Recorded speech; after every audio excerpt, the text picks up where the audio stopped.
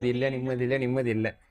ஒரு கட்டத்துல சொல்லுவாங்க நிம்மதி இல்லாம இருக்கு, ஒரு வீடு கட்டிட்டா நிம்மதிம்பாங்க. வீடு கட்டினதுக்கு அப்புறம் கேட்டா நிம்மதி இருக்கீங்களா?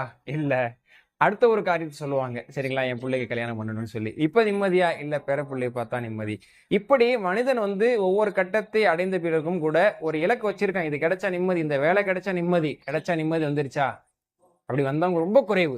அல்லது இந்த மாதிரியான சம்பளத்தை நான் வாங்கிட்டான நிம்மதி ஆயிரலாம் அப்படின்னு நினைக்கிறாங்க. அந்த சம்பளம் இன்னும் அதை தாண்டி போனதுக்கு அப்புறம் நிம்மதி கிடைக்குதா? இல்ல. ஏன் அப்படின்னு சொன்னா, அல்லாஹ் எதுல நிம்மதி வச்சிருக்கானோ அதுலதான் நிம்மதி. வச்சதுல இருந்து தான் நம்ம எடுத்துக்க முடியும், வைக்காததுல இருந்து எடுக்க முடியும்.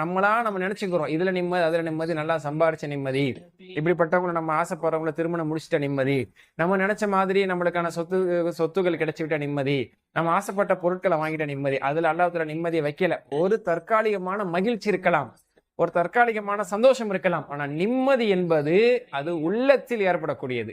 அந்த உள்ளத்தின் இறைவன் தான் அதற்கான